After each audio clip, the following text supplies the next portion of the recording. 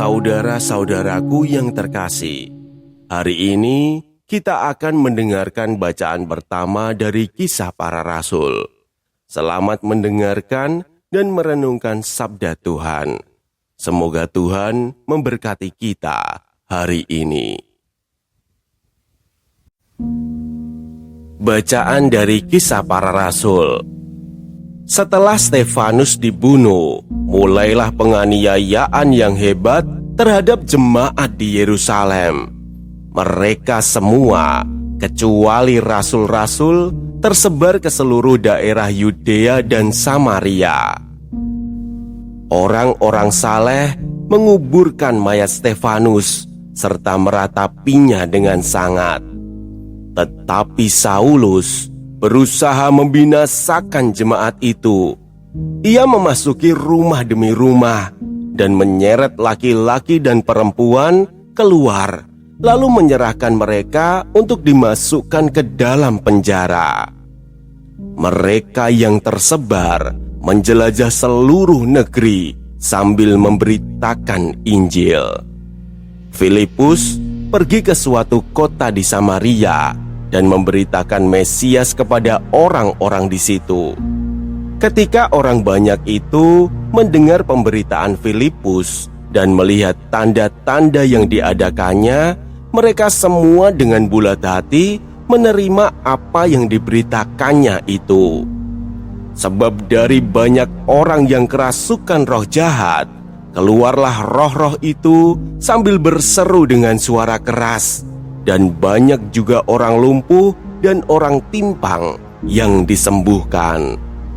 Maka sangatlah besar sukacita dalam kota itu. Demikianlah sabda Tuhan.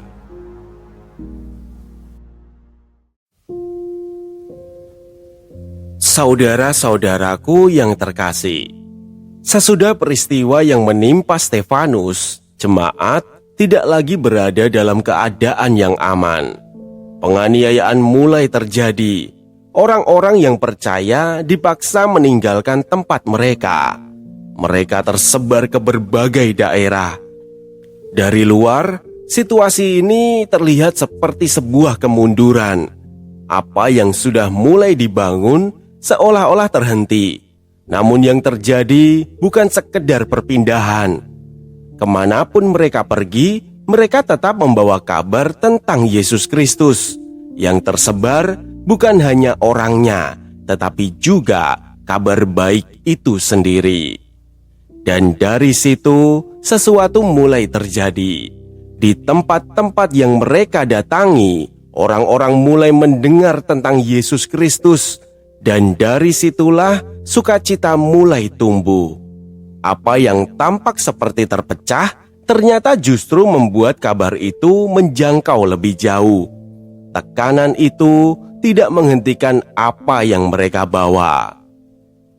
Kalau perikop ini dibawa ke hidup kita, mungkin bentuknya tidak sama, tetapi arahnya tidak jauh berbeda. Ada saat ketika sesuatu yang kita jalani terasa seperti dipatahkan. Ada keadaan yang tidak berjalan seperti yang kita harapkan. Ada hal yang membuat arah yang sudah kita rencanakan tiba-tiba berubah. Dan di titik seperti itu, yang terasa biasanya seolah semuanya berhenti. Namun dari peristiwa ini terlihat, yang tampak seperti dipatahkan justru menjadi jalan bagi sesuatu yang baru untuk dimulai.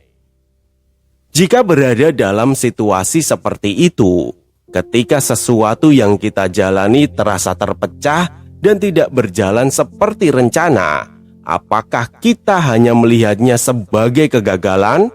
Atau berani percaya bahwa dari situlah arah baru mulai terbuka?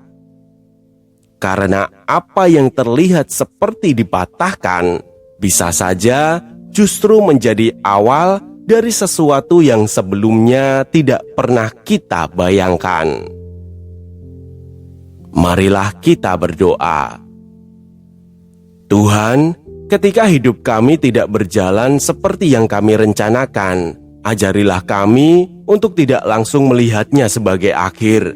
Berilah kami hati untuk percaya bahwa Engkau tetap menuntun kami menuju arah yang baru. Amin. Jangan biarkan sabda ini berhenti di kamu. Jika hari ini kamu merasa Tuhan berbicara padamu lewat bacaan ini, bagikanlah. Sebab setiap kali kamu meneruskan sabdanya, kamu sudah ikut ambil bagian dalam karya pewartaan. Semoga tersampaikan berkah dalam.